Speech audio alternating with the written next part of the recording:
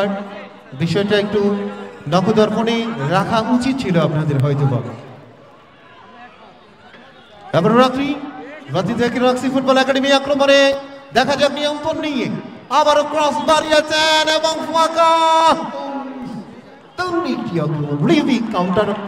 counter আক্রমণ পপিকে বল দিয়েছেন poppy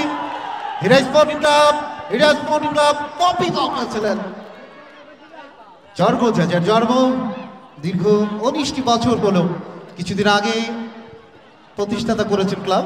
আবার ওলেপে সেখানে রক্ষণ ভাগের খেলোয়াড় তিনি সাদিয়া মারুফ বড়িগ্রাম উপজেলা যুগ্ম আহ্বায়ক উপজেলা বিএনপির জনাব শামসুল আলম রনি প্রত্যেকটি জায়গায় মসজিদ মাদ্রাসা গরুস্থান কালভার্ট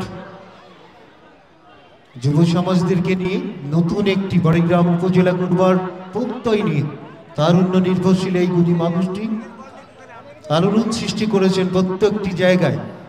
ভান্ডালদহ আজকে আগ্রান পারকুল নাজিরপুর উজিরপুর তিরাইল একই সাথে গোপালপুর নোটারবাড়িয়া মহিষভাঙ্গা লক্ষ্মীপুর গোপালপুর চামটা গারফা দিয়ার গারফা প্রত্যেকটি জায়গাতে যিনি নিরলসভাবে চোখ দিয়ে ঘাম দিয়ে নিজেকে অর্পণ করেছে বলতে না বলতে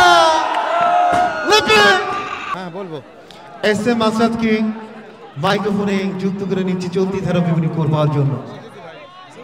একটু বলেন তো ভাই অপরাধ দেন না তো পালে বলেন তো যেগুলো ধরেন কাল লাইভ শেয়ার করব দেন আমার দোস্ত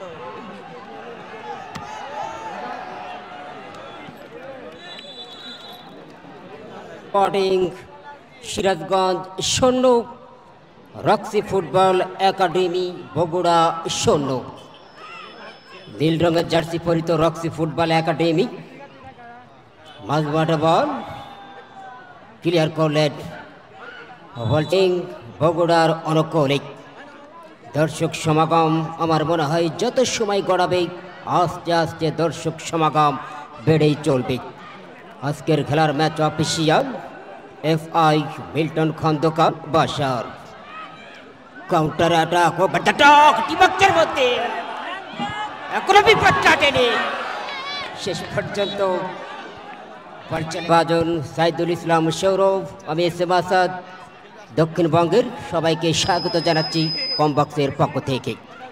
মাঝমাঠে ball jersey number 7 Marufa counter attack ও ব্যাটাক টিমকের মধ্যে লিপে গোলরক্ষক